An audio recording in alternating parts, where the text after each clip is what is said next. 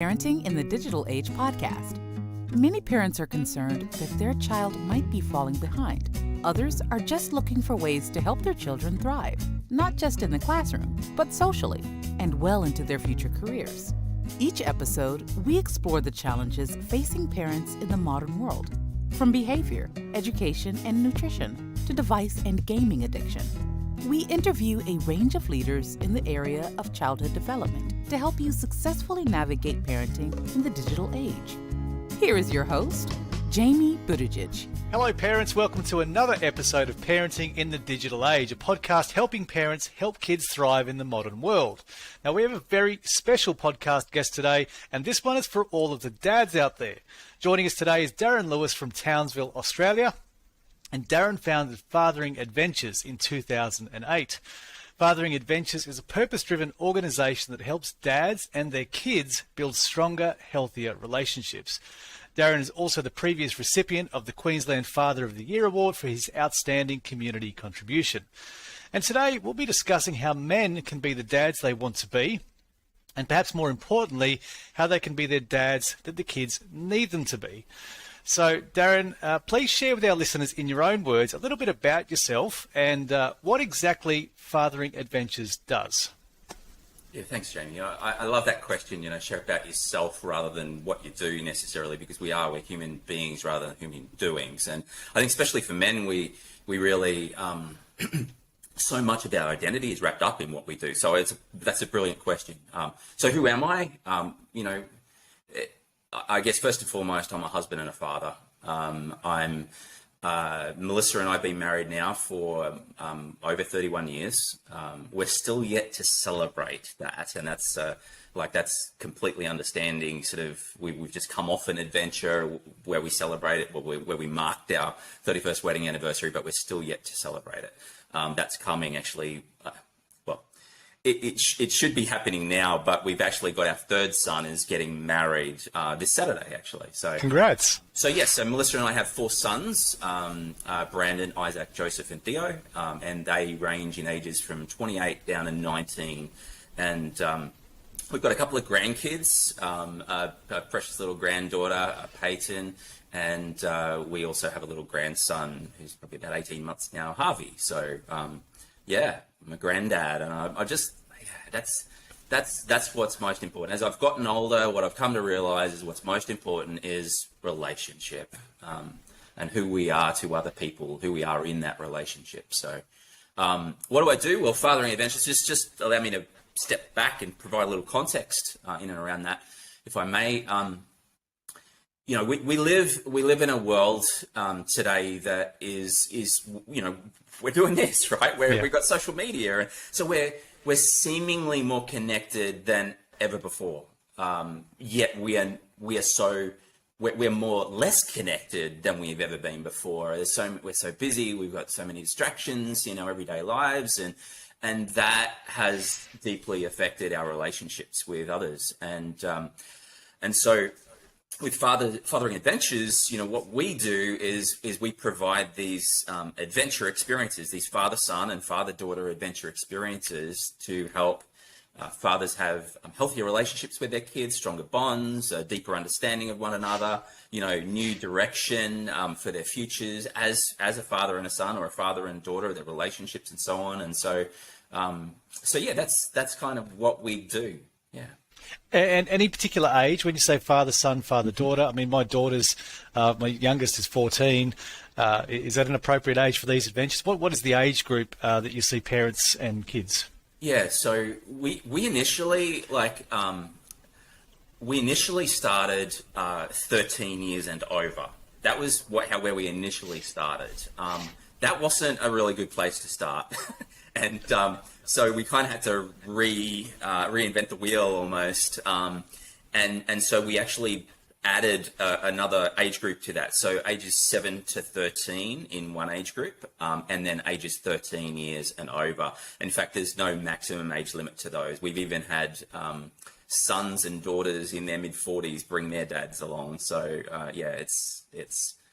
and that's important too, because no matter, at some point, what I wish, Jamie, I wish that I could have experienced this with my dad. And even now, I mean, my dad passed away like 16 years ago, and so it's not possible for us to experience what we do. But in so many ways, that's a background motivator for me. You know, what I wish that I'd experienced with my dad. Yeah, absolutely. Now, if my memory serves me correctly, you were in building or drafting or something before Fathering Adventures. So why that change? Like, what led you to create Fathering Adventures? How did this all come about? I'm curious as to the catalyst. Yeah, well, there's a few. I mean, I'll answer that first question first. You're right. I was in the engineering sort of industry, and one of the reasons why I was in that industry, I've come to learn, there's actually a couple of reasons. Number one is, so I come from, my dad was a workaholic and an alcoholic, and there are good reasons behind that. And I only found out those good reasons really later in his life, like before he passed away, which I'm so pleased that I did. But what happened was, so my dad really wasn't present. He was present physically in the home, but he was absent in every other way. And he actually apologized to me right before he died. He woke up out of a coma, and he said, I'm so sorry for being, a terrible father. And both he and I at this stage were in tears together. And I just said, Dad, you did the best job that you could. He had a poor starting place. And so, there's a lot of forgiveness there. Yeah. So anyway, but I never really had a man kind of speak into my life saying, you are good at something, you are good at this. And my graphics teacher at school, my year 10 graphics teacher, he was just like, Darren, you are that good. I could get you a job tomorrow. I know you want to go through to senior and go into university, but you are that good. I need you to know that. And I'm just like, wow, having a man, this man who saw something in me and spoke that out was massive to me. So I think having experienced that was a massive motivator for me. And the other thing was that my dad was actually in the construction industry. He'd build steel frame buildings. He was a rigger and crane driver, scaffolder. He ran his own business, so I wanted us to have a connection point. I wanted us to, and we did. My dad had phoned me up because a lot of times I would design and document projects that he would ultimately install, erect. It was wonderful to have. And that was one of the things that I really missed. Was as silly as it sounds, was that, daily phone call. What are you working on? And it was so surface level, but it was a real hole that was left in my life, was missing hearing from him, even in that context. So when he passed away, though, some of the buildings, because I was young when he started business, some of the buildings that he'd constructed were actually being torn down. And I think that, so fast forward to 2007, 2008, I was kind of, in that age where I was asking those questions. What's my life count for? What's my legacy going to be? And I think that one of the reasons why I was facing that was because I'd lost my dad, a few years earlier. And so, and that's when I just began thinking. And so, if you kind of dovetail that alongside the fact that I was also, my wife and I would counsel men and women from 1999, very intentionally, very full on really, until 2007, when we founded Fathering Adventures. And so the whole reason why I stopped that to ask the question, because we were so busy, we had 6 nights. So I was doing my engineering stuff through the day. In the evening, we were having people in our living room, a man or a woman, and helping them through the issues, relational issues, personal issues that they were facing from a counselling perspective. And 6 nights out of 7 in a week. And so it didn't take me to be a rocket scientist to realise this is not good for our own marriage, or our own family. So I was slow to do this. I wish that I'd done it sooner. But I asked the question, what had I learnt? In the last 7-8 years, what had I learned? And what I discovered was that, when I asked that question finally, was that 99.9% of every man and woman who graced our doors had what we refer to as a father wound.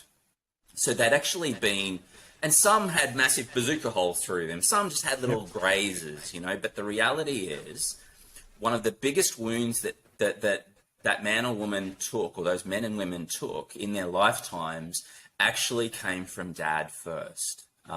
whether it be rejection of someone, abandonment, just, careless words, something that they said that they've just never, and again, extreme. And what's amazing about that is that we've had people, and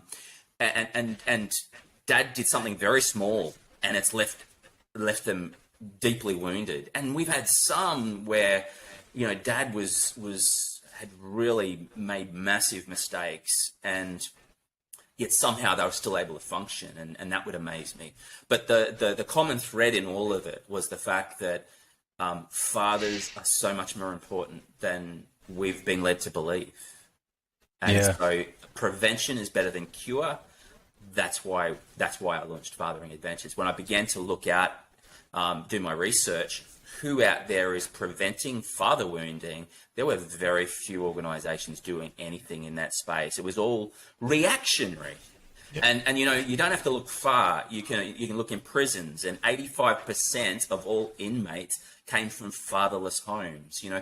75% of all people in drug and alcohol substance abuse centers come from fatherless homes, and that's where fathers are physically absent.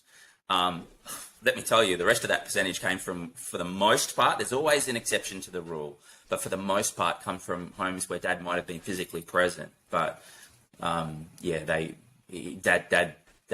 gave a lasting impact that wasn't a good one. So how, doing what we do, you receive. So any man listening to this podcast, can go, well, I'm really strong and powerful. I know that I'm a man in my workplace, right? But in every other area, and you ask the question why? Because he's received training and instruction. He's been to university or he's gone through a trade. You receive training and instruction there. You receive coaching. You receive education, and equipping. And yet, as fathers, as husbands, where do we receive that? And so, that's really important, and that's part of what Fathering Adventures does. That's such powerful and profound work that you guys do. It's interesting you mentioned that you're finding that point of connection with your father, and for you that was your career. For me and my father, our common ground is classic cars. So as a son, I was always searching for, how do I connect with my father? And so we ended up, buying these classic cars, and that's our point of connection. And whenever we come together, that's, it's pretty much the only thing that we talk about. But, you talk about, as kids and probably as fathers too, now as I reflect, there are things that there's no manual, there's no rule book. And I think, my father is my role model. How he parented is kind of how I parent, and we're always trying to be better and to try and not make those same mistakes. But again, we're just making it up as we go along, and that's hard for us as fathers. In your work, you talk about 4 things that every child needs to receive from a father. So what are those things? Can you elaborate on that? Yeah, sure. So the first thing, and I've kind of alluded to that already, is they need their dad, or in the absence of dad, because sometimes dad can't be around for whatever reason, a father figure, some other man, like the influence that year 10 graphics teacher had on me. There's something about having a man in your life that just delights in you, and so let me expand upon that first one, being dad. So it's still point number 1 is you need his heart. You need to know, as a child needs to know that their father's heart is for them, and that the father is communicating that in every way he can. Because I always say that life is full of messages, and where and most of us aren't aware that we're putting messages out there. But everything we say and everything we don't say, and everything we do and everything we don't do, sends a message. It sends a message to everybody, but to our children as fathers. And so we have to stop and ask ourselves, what message are my kids receiving from me? And even asking, even just kind of, building that relationship to explore that. Just for a child to know that their dad's heart is for them. And, a classic example of this, just, real-time example. My second son had some really quite awful news yesterday in regards to his health. And it really, if you've ever had health issues, serious health issues, you know how this feels. It rocks your world. Unfortunately, I wasn't here. My wife was here. My wife listened, and she was able to relay that to me. And I wanted to say everything right because I knew how sensitive he would be about it. And so I've sent out this text message, and he phoned me, and he just said, "Dad, thank you so much for that text message." And again, I was able to sort of share in that. And that actually is a perfect segue to lead me into, it's still point number one, but something else that he needs to receive from the dad part of it is their story, right? So I was able to share my story and explain, Isaac, I know that you're 25, so I was 15 years older than you when I was diagnosed with this other issue, but it rocked my world then. And so and you've just got to be careful. You don't put it into a lesson, but you don't dismiss it. And I just said, your feelings actually are really important. Allow yourself to feel the disappointment, the discouragement, allow yourself the space to do that. Let this settle. It's not the end of the world, and you will be able to play sports, not play sports, but still incorporate your love for sport in other ways, like coaching kids, and so on. And so, look, so he needs to know that your heart is for them. And they need to know your story, that because their story is his story or her story. And so you need to know where you've come from in order to help you know where you're really going. And so, and if you're going to relate, if we're talking about relationship, if you're going to relate to somebody, you've got to know their story. And too many dads, and again, the busyness of our worlds, we're not sharing stories anymore. Go down through all of human history, stories would be shared, and they would be shared from generation to generation. And these days, in our busyness, we don't take the time to share our story. And by the time that we feel as though we want to share our story with somebody, then our kids are too busy. It's the whole cats in the cradle sort of situation. So sharing your story is really important as well. And not to mention the modeling that you said, kids learn what we live out in the home as dads, right? They're like sponges. They're just learning from us. It's important to say those things, but it's equally important for our actions to match our words. The second thing is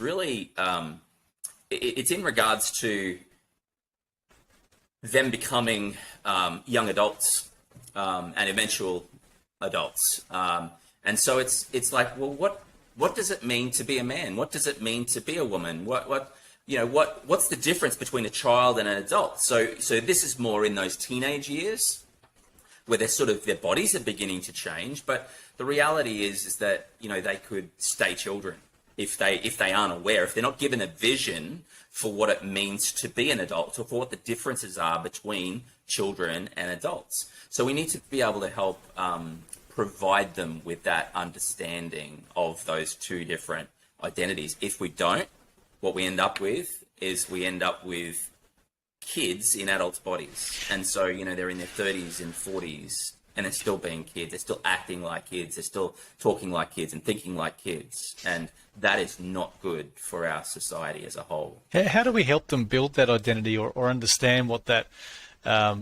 parent looks like? Sometimes I've got a son who's 18 years old, and it almost feels like every time I'm with him and talking to him that I'm lecturing him, I'm trying to help him come out of childhood into adulthood. As a father, that's what I'm desperately seeking to do. And every parent and every father wants to set up their kids for success. But it feels like, and I struggle a lot, it feels like that I'm just constantly lecturing him as to, what life needs to look like and how finances need to look and how this needs to look. Yep. And I know that's not the right way, but I don't know a better way. So how would you respond to that?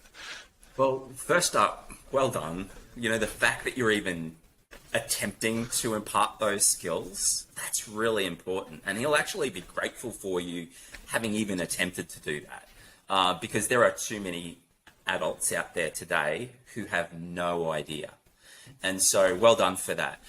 What I would say to that is that that's the beauty of having someone like me, right? Is just, and I know, I don't want, this is not a sales pitch, but the reality is one of the things that I hear from dads is, so I'm speaking to, let's take that specific instance. If it was fathers and daughters, my wife would be speaking. But if it's fathers and sons, I'm speaking. And it's a father and a son together learning new things together. And I like to refer to it as learning a new language. And it's actually a language that you learn together and you continue to speak beyond the adventure. If I have so many dads who say, thank you, like you have, you are saying exactly what even if it's not what I've always said, it's what I've not been able to articulate, and he's listened to you, he's listening. And the reality is one of the things I always say to dads is, look out for mentors, look out for other good men in your world, because there comes a time where, be right where your son is now, where he's actually, like, he'll listen to you, or he'll at least hear you. Whether he listens or not, it's another thing altogether. But if you've set up some mentors around you for those teenage years, he's more likely to turn to one of those men and listen to those men. I mean, if I had $1, this is my job, this is what I do, but if I had $1 for every time I had one of my kids come home and say, oh, I spoke to such and such about this particular topic, and oh, it's amazing, like it's just totally blown my mind, and I kind of look over and give my wife a bit of a wink and a bit of a smile, and we'll sort of debrief later, and like, how many times have we said that exact same thing?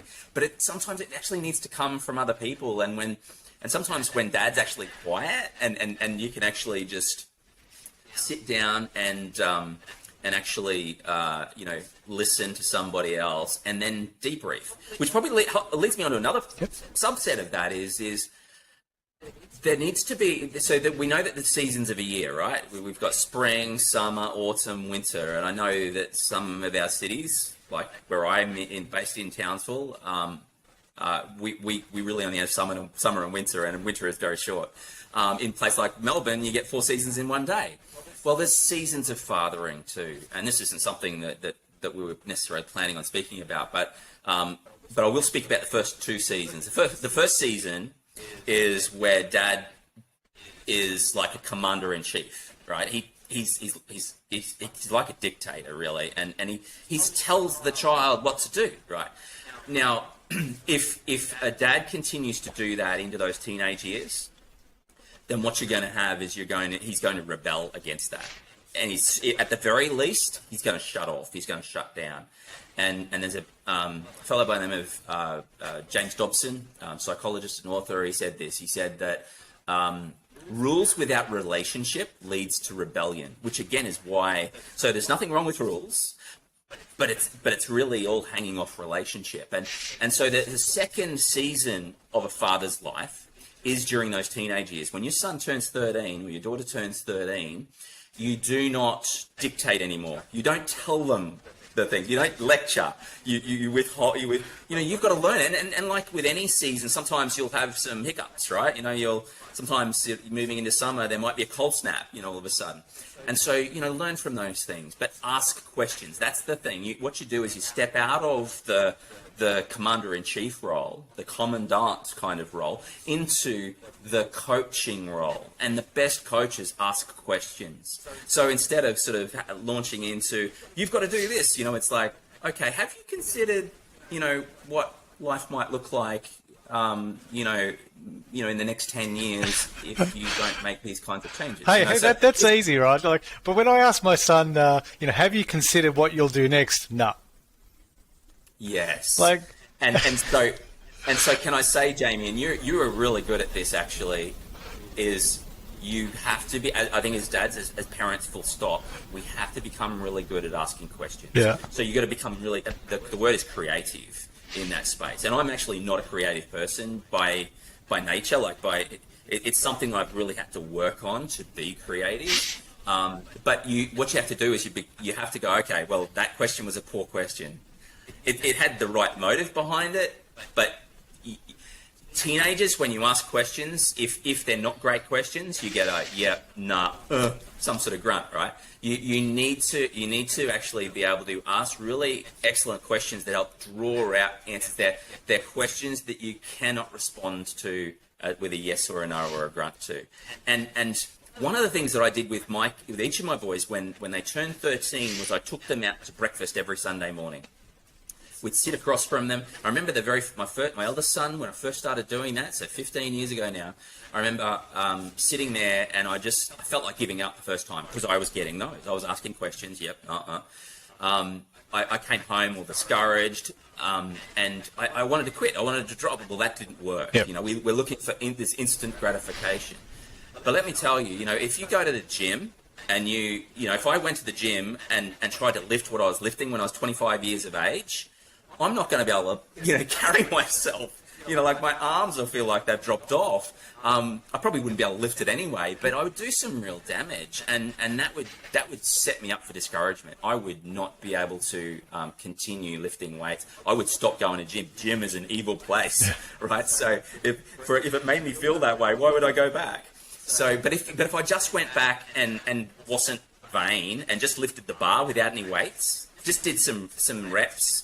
And then slowly added to the weights, then guess what? My muscles are going to begin to grow. I'm going to be able to lift these lifts, and be able to do that more easily, and I'm going to start to see results. And so 6 weeks in, I sat down across from my son, and then all of a sudden, he started launching into blah, blah, blah, blah, blah, blah, blah. He started telling me all about his life, and I'm just sitting there smiling. Just thinking, I didn't even have to ask a question because in this over a 6-week period, he gets why we're having breakfast now. It's not about the breakfast. It's about me wanting to enter into his world.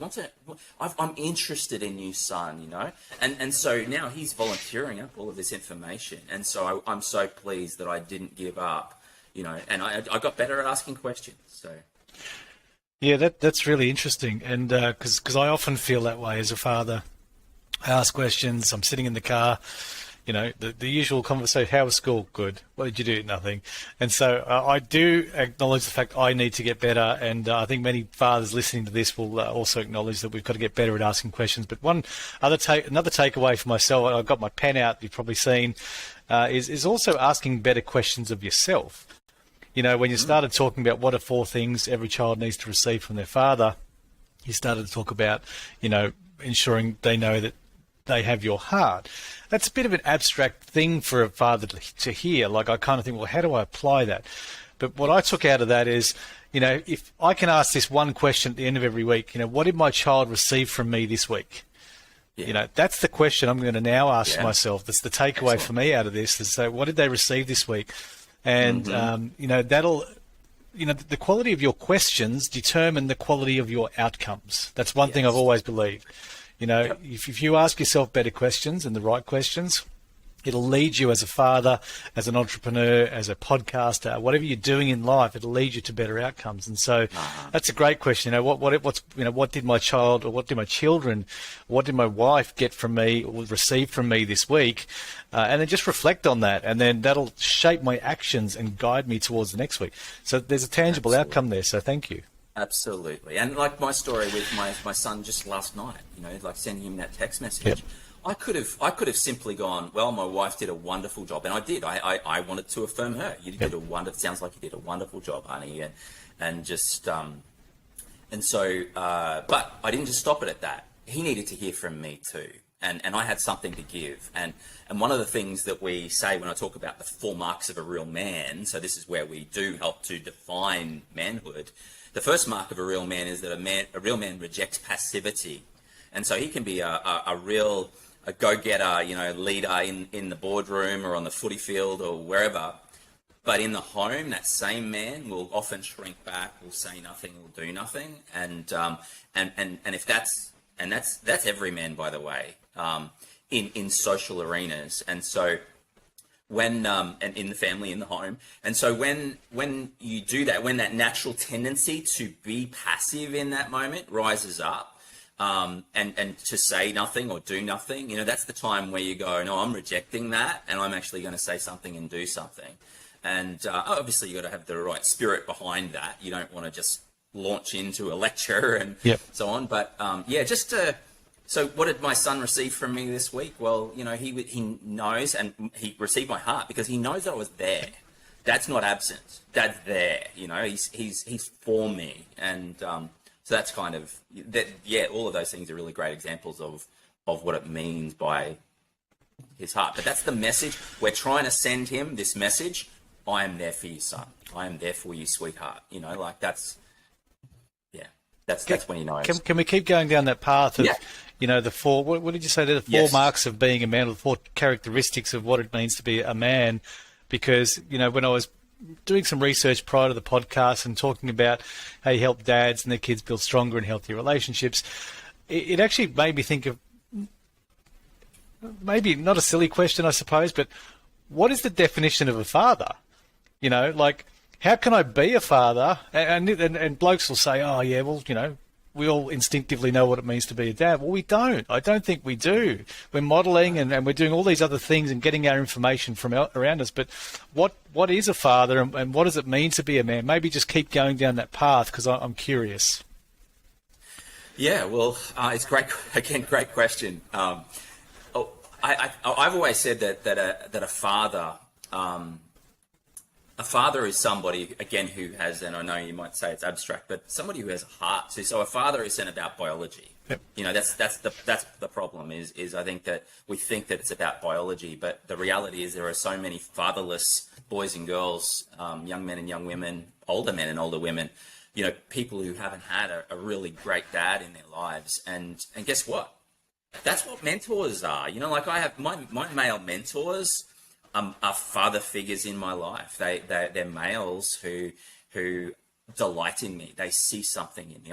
I had received an email. I was doing a bit of email correspondence with my mentor in Arkansas, and he's now in his early 70s.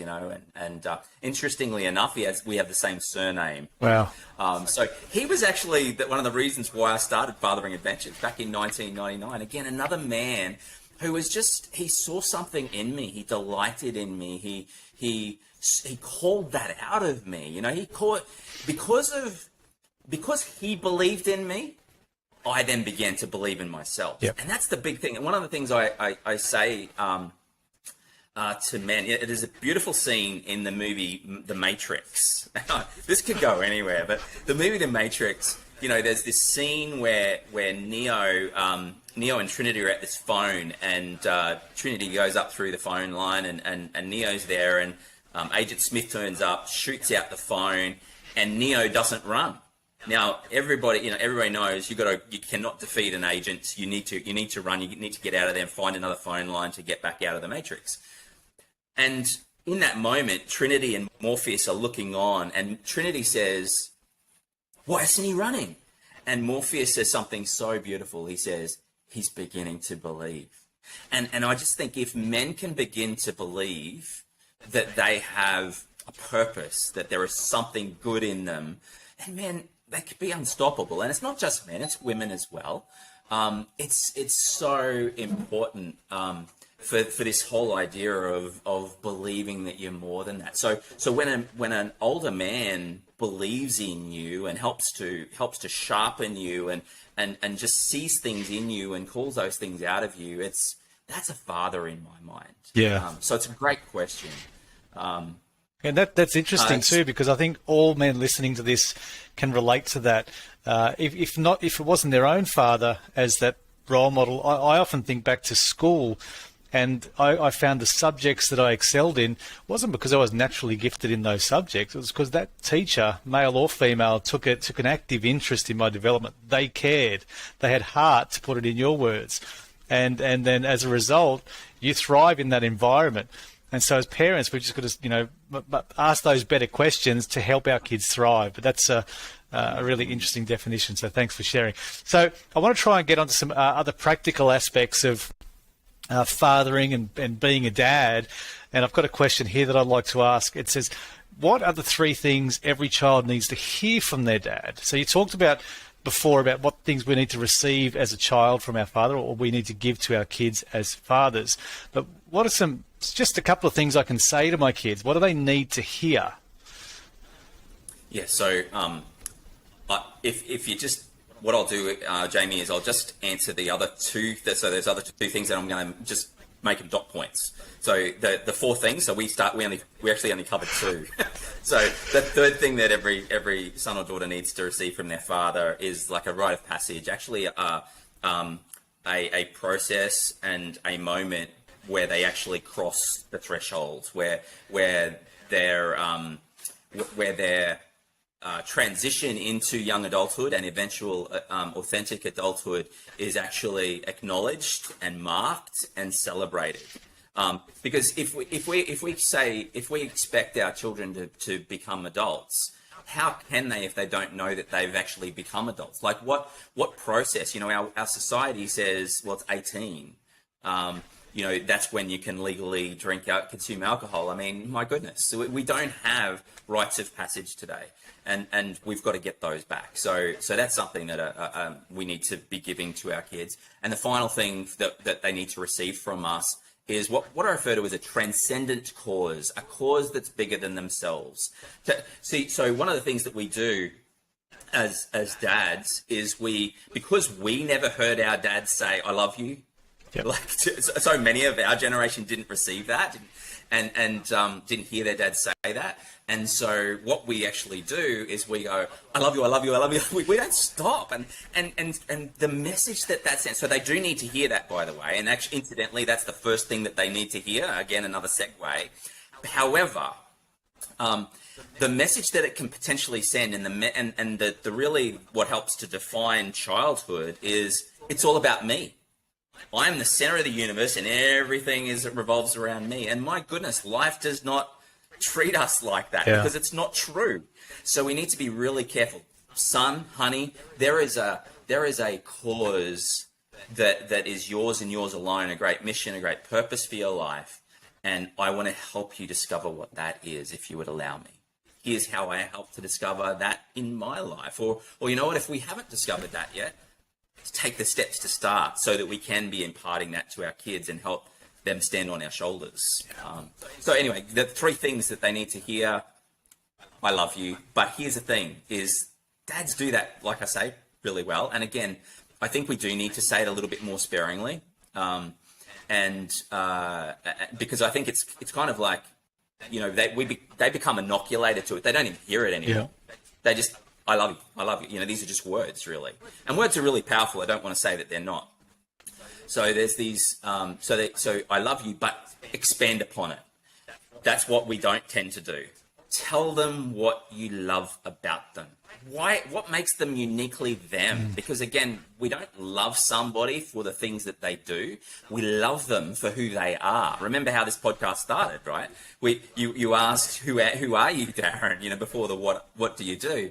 And so, it's not about the things that they do, but it's who they are. Like if we're not seeing it, I mean, you and I have spoken about some key people in our lives who've spoken that out over us. Well, what if it started with Dad? What if Dad could have seen those things and then spoke those things out about us? I mean, that would have made the world a difference. And then had others come in and confirm those things that Dad had seen, and then Mum had seen. So I love you, and expand upon it. What are the things that you love about them? Secondly, number 2, I'm proud of you. And again, these are the things that make me so proud of you. And just a word of caution on that. You don't go in and say, I'm proud of you because you're the top of the class. I'm proud of you because you're the best person on the sporting field. You then ask questions. We spoke about asking questions, right? So you ask questions. Why are they the top of their class? Why are they the best at their, in their team? It's usually because of something much deeper and something actually more important, and that's their character. Right? You turn up, they do the hard work, they apply themselves, they do the drills, they turn up to training, every week. These are things that you can be really, really proud of. So their character. So what are the things that are really important to you and the things that you really want to impart to your kids? When you see those things in them, you speak them out. That made me so proud when you did that. So it could be, again, character related. It could be, you always tell the truth. no matter what. Even if it means that you're going to get into trouble, you always tell the truth, and that makes me so proud. You get knocked down, but you get back up again, and that makes me so proud to be your dad. When you see your kids, love others, treat others really well,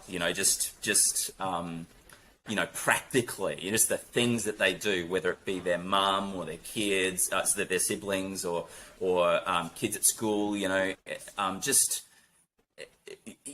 it makes me really proud. I mean, when Fathering Adventures first started, all of our kids used to come to every adventure, obviously, because my wife and I were there.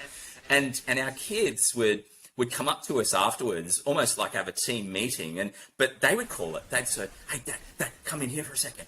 Okay, so this child over here, they were feeling a little left out, so I became their friend, and I helped bring them back into the group." And I was like, oh, I am so proud of you, buddy. Like, you've done such a great job there, and so there's all of those little things, is actually speak them out. Number three is different between boys and girls. For boys, they want to know they're good at something. So you are good at ... especially when they're younger. When they're older, guess what? They want to know that it has what it takes, that they have what it takes. You have what it takes to be an amazing man, to be an amazing footballer, to be amazing, whatever it might be. You have what it takes, because there's that question that every man has. Do I have what it takes? Because a man's greatest fear is failure and that he could be exposed as being inadequate in some way. And so to actually be able to speak those things out and provide opportunities where he can discover that he has what it takes, really important. For daughters, it's I see you, sweetheart, and this is what I see. If I had $1 for every time in a counselling situation where I was counselling a woman, and I always had my wife by my side when I'd counsel a woman, but where she'd be sitting in front of me and she'd say, for the last 10 years, I've felt invisible. What she's saying is, so a part of a woman's core question is, do you see me? Do you notice me? Am I beautiful? Do I have anything worth giving, the world? Give anything worth giving you as a wife, as a mum, in our home? Am I valuable? Am I precious? And to actually, for a husband to speak those things out to his wife, and for a father to speak those things out to his daughter is just imperative. It's just, I see you, sweetheart, and again, expand upon it.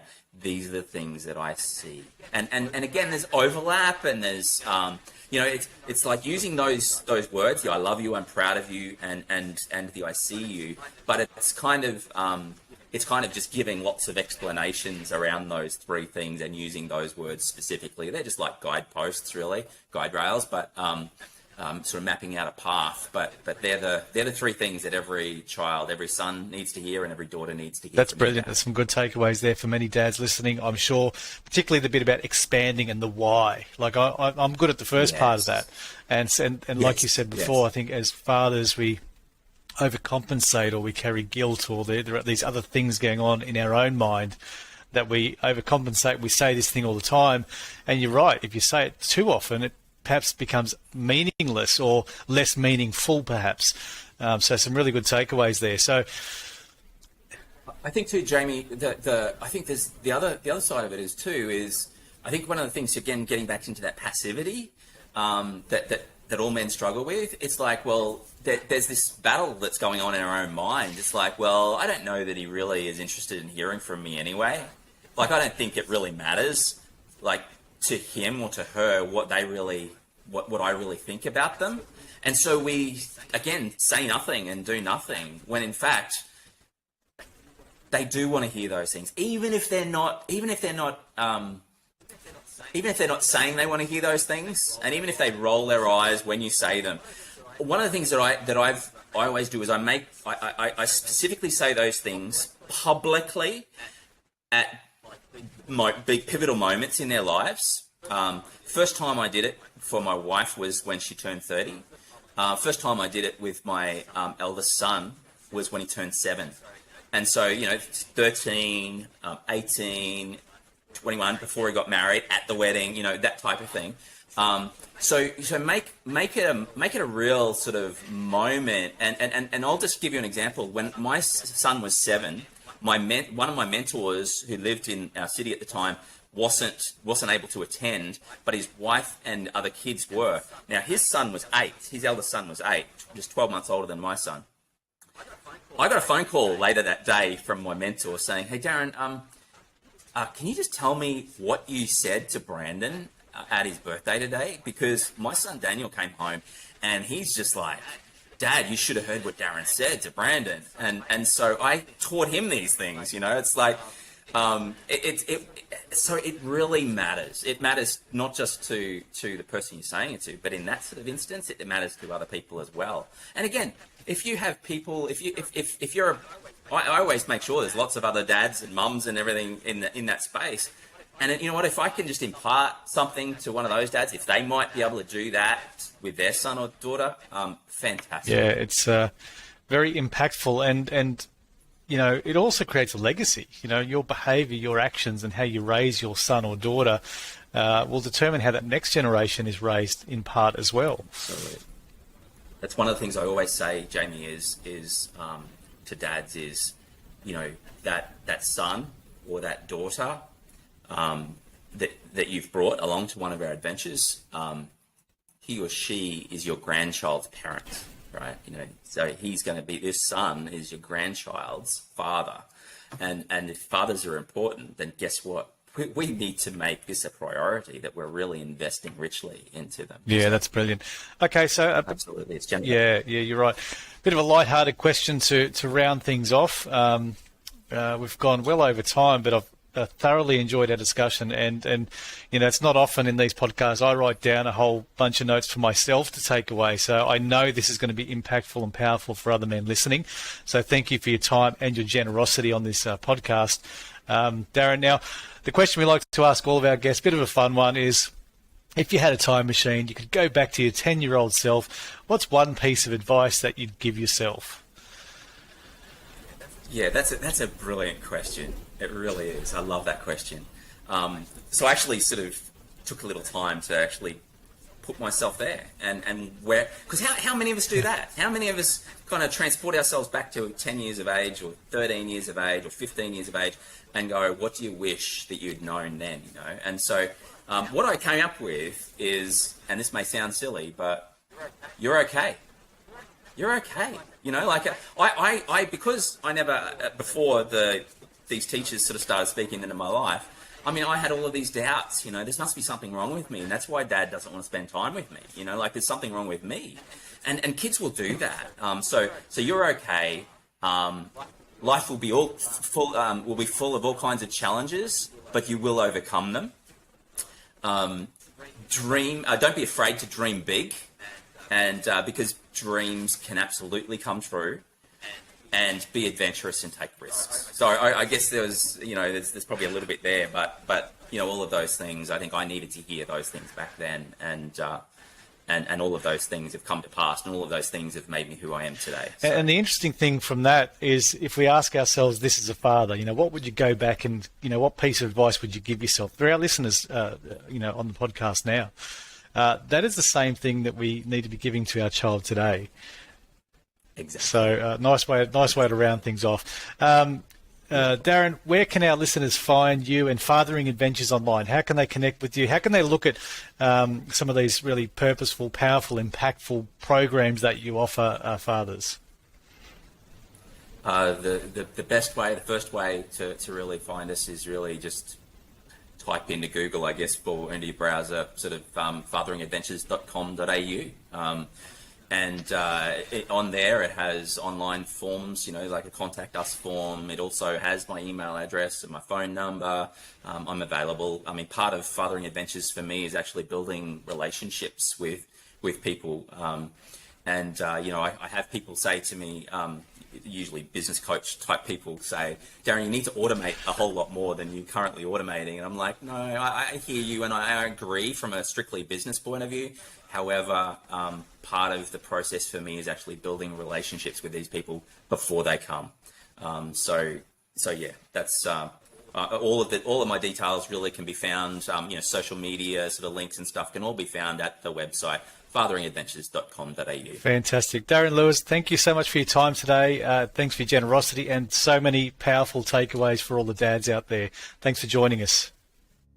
Thank you, Jamie. It was a pleasure. You're welcome. Cheers.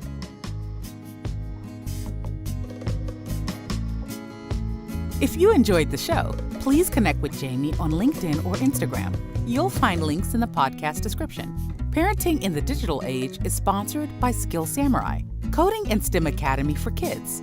Skill Samurai offers after-school coding classes and holiday programs to help kids thrive academically and socially while preparing them for the careers of the future. Visit skillsamurai.com.au.